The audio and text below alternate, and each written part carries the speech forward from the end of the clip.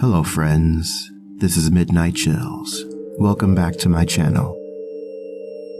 Tonight I will be narrating 3 short scary stories by author Freddegran.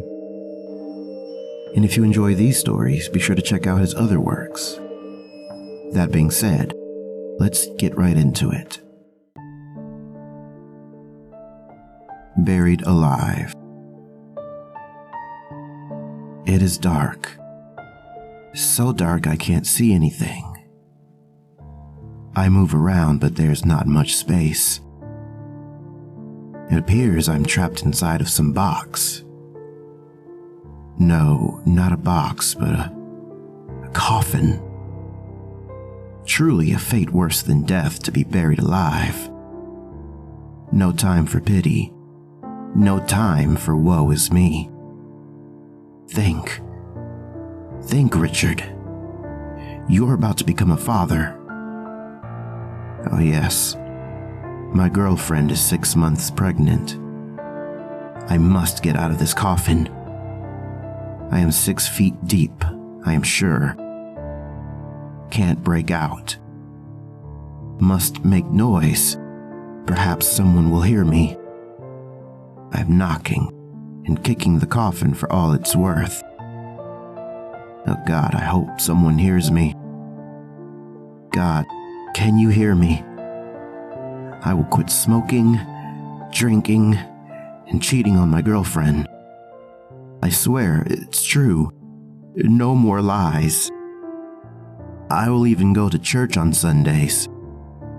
I swear to you, if you only let me hold my baby girl in my arms. Just once. I don't even know if it's a boy or a girl. Please, I must get out of this coffin. There must have been some mistake. I am not dead. Why did they put me here? I remember the virus outbreak. I remember my girlfriend's worried face when I got sick. That must be it. But the virus did not kill me. I must be immune or some shit. Maybe I can save us all. Oh God, thank you. I can hear them now. They are digging. They must have heard me.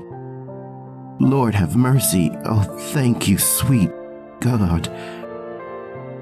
I will do all the things. I will be a better man, I swear. They opened the coffin. There's my girl with the baby in her belly. My baby. But something's wrong. Why is her dad holding a shotgun? Bang. You were right, sweetheart.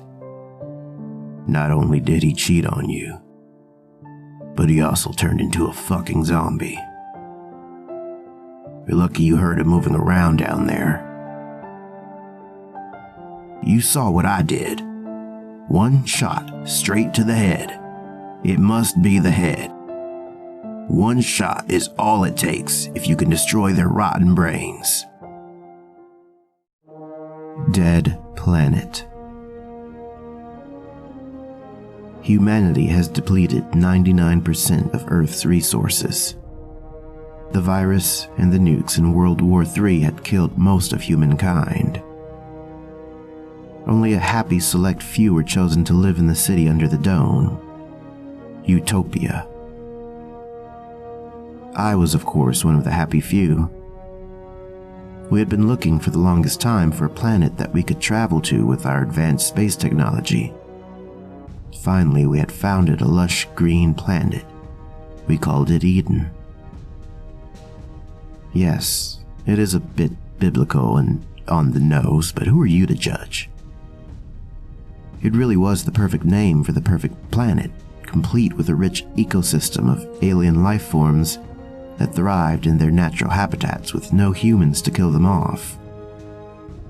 Of course, only a family member of select families could enter the lottery for a chance to go to Eden.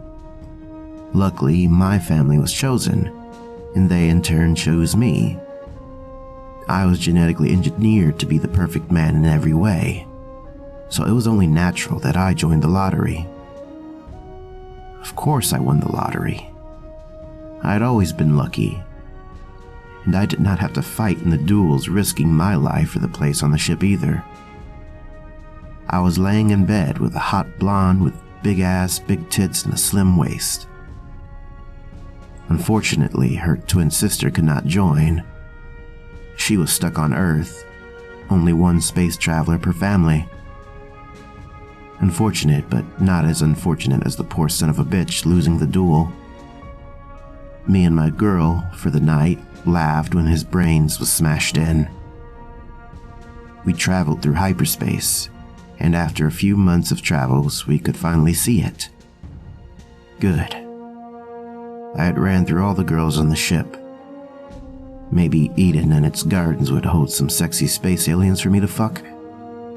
Maybe it was a planet of only girls and needed a man to repopulate. These thoughts ran through my dirty mind as we approached our destination. Eden. It was the most beautiful thing I had ever seen. More beautiful than any of the many women I had conquered. More beautiful than my own perfectly engineered reflection in the mirror. This planet was lush and green and full of life, unlike the brown and rotten earth we left for future generations. Oh well, I guess they were fucked back at home. But who gives a damn, really? Not me, that's who. Always looking out for number one. Number one is me, of course. The planet's gravitational pull started to pull our ship toward it. And fast. People started to look around in panic, stressed out and frightened. And then I saw it. The planet seemed to be moving. The oceans turned into babe blue eyes. Its biggest mountain was really its nose. It opened its dreadful mouth, full of razor-sharp teeth, the size of the great Himalayan mountains on Earth. We left a dead planet behind us, looking for a planet with life, and found one that was alive. The Eye. I woke up cold, Swedish December morning just like usual, but the most unusual sight caught my eye when I were to go to the kitchen and grab my morning brew of dark coffee. I saw it and dropped my Legend of Zelda coffee mug on the floor. It crashed into tiny pieces, spilling hot coffee over my feet and socks. I was looking into my palm, and it was looking right back at me. Such a cyclopean horror right in the middle of my right hand. It was a dark blue eye with a burning red iris, looking straight at me. I was horrified and sweating. My morning routine was all out of whack. I had to get dressed and go outside so I would not miss my bus to work, but the eye was all I could think of. I eventually, after moments of shock that I felt an eternity, got dressed. Warm Canada Goose jacket, a blue Adidas scarf, matching hat, and of course black gloves. This would cover up the eye on the ride to work. I was lucky this predicament had not occurred in the summertime, or the eye would have been impossible to cover up without strangers looking weird at me. And as a Swede, that would not do. What absolute strangers has for opinions of ourselves are of uppermost importance to the Swedish man, and for the women too, I suppose, possibly even more so. I had put my face mask on, of course, for this pandemic time, but you must forgive me for not washing my hands. Of course, I would do so on the regular, but I did not know what the eye would would think of that. I wondered if I got soap in it, would it feel like I got soap in my normal human eyes? I stood out in the cold waiting for the bus, the ground covered in white snow. Even more of it came down from the heavens. Someone had put Christmas decorations on the trees outside. It was a pleasant look reminding me of happier times. Teenagers were vaping and smoking ordinary cigarettes waiting for the bus. All of them obsessed with their cell phones. Smartphones and dumb people was what the future generation had to offer, apparently. A boy was swiping girls on Tinder, but not talking to perfect specimens sitting right next to him. A stereotypical Swedish hot blonde with baby blue eyes to match. She was, of course, lost in her own world of taking endless selfies all day anyway. One of the girls posting nothing but pics of her tongue out, her tits and ass in underwear, and maybe some stupid cringe quote like, "Throw me to the wolves and be coming back leading the pack." And then wondered why boys only used her for sex and she could never find a good man. It was a real mystery, all right. Maybe she should get Sherlock Holmes to solve it. And then, like a knight in shining armor, it came to save us, saving us from awkward social interaction, the worst nightmare of any introverted Swede. In Sweden, you had to drink alcohol before interacting with strangers. In my case, an absolute vodka and some Heinekens. Otherwise, you would look weird. I got on in the middle of the bus. The driver's section was blocked off, protecting him, but not us passengers from the virus. I scanned my card. I tried my best to keep social distance, taking an empty seat and putting my bag on the seat next to me. That was a subtle way of telling a person looking for a seat, "Fuck you," and keep looking. Unless there was an elderly person or woman with a baby carriage, then you would of course have to make room. I could sense the eye through the gloves, looking at the passengers, judging them. And I mean even more and harder than I and we all judge each other. It was telling me terrible things about the people, their worst thoughts and secrets. But I knew better. I did not trust the eye. I knew the eye to be a liar. I was thinking of ways to get rid of the eye. The eye could hear my thinking. It did not like that. The eye was angry. But it was just an eye. What could it do but look and judge? It could not hurt me or any other person. It had no body. I work in an office and kept to myself as much as possible during the day. This was nothing out of the ordinary. I like to sit in front of my laptop with headphones in my ear blocking out the noise of the surrounding world anyway. I listened to some classical music, some heavy metal like Metallica and Iron Maiden, even some hip-hop like Eminem, 50 Cent, Jay-Z, but no new little drug overdose rappers. You know the kind who always get famous for a few weeks but then just dies to drugs or being shot anyway, and the internet moves on to the next guy. Some of my coworkers, of course, asked about the rather unusual clothing choice of wearing gloves inside. I assured them it was due to the virus. I took a bus ride home after work, as eventful as the one in the morning. I listened to an audiobook, The Stand by Stephen King, on the ride. The eye kept feeding me lies all the time. People being murderers, sexual abusers, and more. The eye spared no one. It was constantly feeding me lies, trying to lure me into its twisted side of reality. I got home and washed my hands. The eye did not like that. It sent me a chalk of torment and dread all through my body. The unpleasantness of a baby born dead, the suffering of Jews in Auschwitz, black men being lynched, and hanged just for having a different skin color, women being raped, the torture of the Spanish Inquisition, the crucifixion of Christ. I felt it all of humanity's crimes against nature and each other, against the world, against God. For 1 second, just 1 second, that felt like years. Countless years of torture. I called in sick for the next week of work, said I had possibly gotten the virus. My boss wished me to recover, but the eye told me neither my boss nor my co-workers cared about me or my well-being. Curse this fucking eye. Curse this eldritch abomination. This body horror. This cyclopean nightmare in the palm of my hand. I wished to grab a pencil and jam it straight into the pupil of the eye, but I was afraid of what the eye might do to retaliate.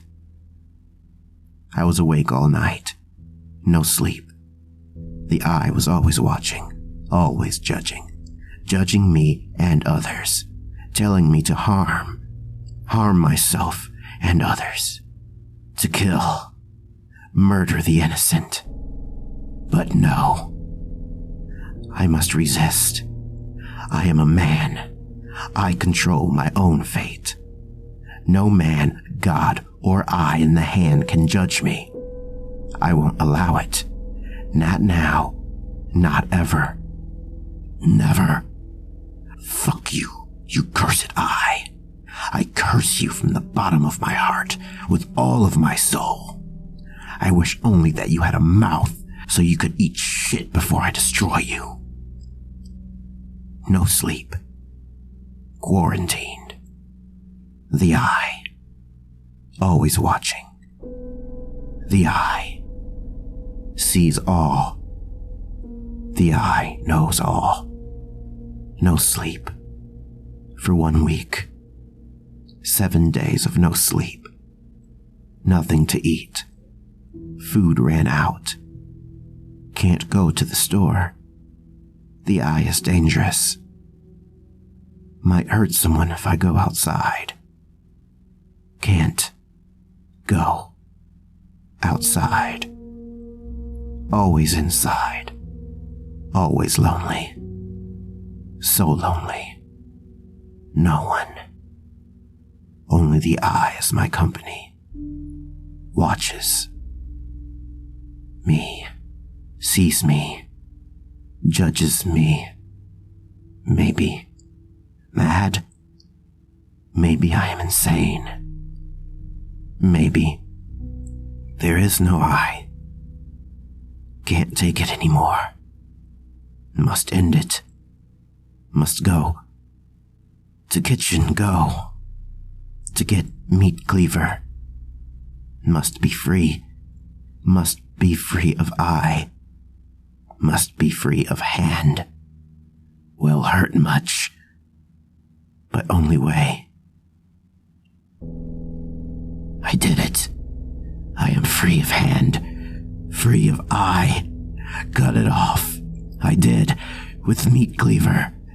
Hand gone, eye gone, much bleeding. Stomped hateful hand and eye to death. I could feel it screaming inside of my mind. It is gone now. Nurses help me. Doctor help me.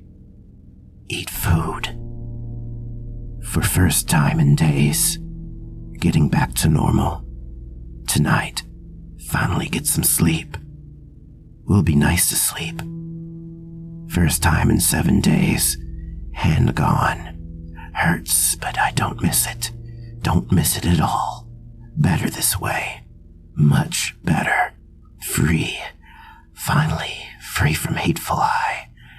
Now, must sleep. So tired.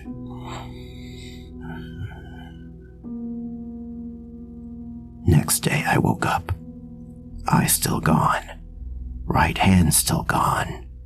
Happy. I am happy. Not happy anymore. I look in left hand. There is a new eye. It sees all, knows all, in the eyes, judges me and you.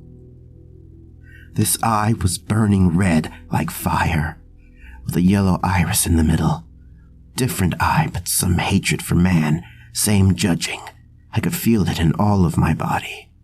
Began sweating, anxiety attack, heartbeat and pulse running wild. Never been so scared in all my life. Damn you, eye. Cursed eye. You hate me and I hate you too. Wonder if Doctor had seen eye. Had anyone seen it? Would be weird if they had not. Nurse. Maybe Nurse saw it. Nurse smells good. Looks good. Like Angel. Touched my shoulder. Her hands were so soft. Eye tells me she's a slut. Cheating on her husband. Do not believe Eye. Eye is a liar. I know. Nurse is good person. Working hard. Caring for patients. She's sweet. Lovely.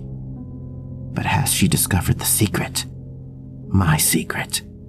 The eye. Cannot let anyone find out about the eye. Maybe I must do it. No. No, I cannot. I'm a good person. I am. I swear I would not hurt a fly. Would not hurt a nurse. Hurt a woman? Not me. Not ever. But maybe the eye would. Must leave hospital. ASAP. Don't know how long I was under, but other arm healed wound from bad eye in my other hand killed it. Will kill this one too, but need help. Only one arm. Cannot hold knife by myself. Will leave now before it does something bad. Bad eye. Stupid eye. Always watching. Always judging. Never relax. But Jonas from work has machete. We'll get rid of eye. Once and for all. Fuck you, eye. I am a man. I am free. Not slave for eye. I left hospital in a rush. Went home. Slept. Was good. New day waiting for first bus in the morning. Only me and another person. Attractive woman waiting for the bus. She talks in her cell phone. Smartphone. Dumb woman. Talks too loud with annoying voice. I never let them vaccinate me or my kids. You don't know what is in those needles, she says as she lifts her tattooed hand, holding a cigarette to her Botox-filled lips. She got syringe marks on her arm from injection of illegal drugs, heroin, or amphetamine. I cannot see through sleeve on her white peak performance jacket, of course, but the eye can. The eye sees all, and it judges this woman, this stupid bimbo. Hard judgment. Strangling. Not me, of course. Innocent. Really, I am. Promise to you. Never hurt woman. I would not. But the eye would. And it did. Run fast from crime scene. Lucky no one saw, I think. Run. My Timberland boots leaving many marks in the heavy snow. But it's cool. Police will not find me. Run long time. Finally arrive at work. Early. Missing one arm. Lie to co-workers. Accident, I say. Can't tell truth about eye. Lie. Stupid story about alligator bite. They don't believe me, I can tell, but it doesn't matter. The eye is happy and it's all that matters.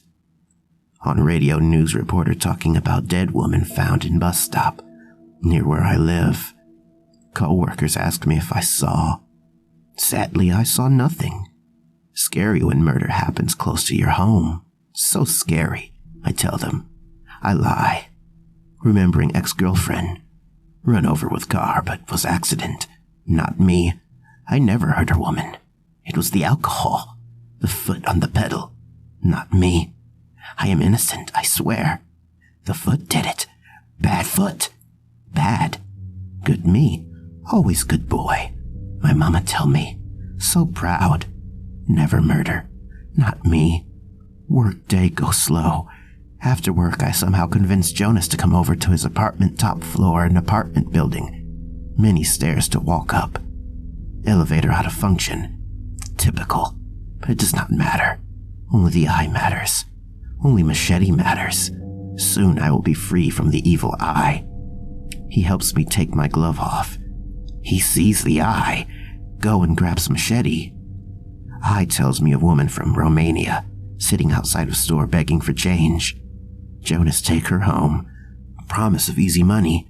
Keep her in a cage. I do not believe Eye. Eye is a liar. The eye always judging. Lying. He cuts off my hand, throws my cut-off hand into the fire. I am now handless, but also eyeless. Free. Burn eye and hand. I can feel it screaming in my body. I go to the bathroom, look in the mirror, see my face. 1, 2, 3. 3 eyes. Purple eye and forehead. Watching. Judging. Only one way to go. Down. This is Police Officer Magnus Svensson. I found this poor son of a bitch splattered on the pavement. He took a nosedive from the top floor. I found some crazy Reddit posts he made about some eye. There was nothing left of his head to find one eye on his forehead or any other place, unfortunately. The man living in the apartment. Jonas Johansson is arrested. We found one bloody machete, a burned hand, and a woman from Romania in a cage kept in his bedroom.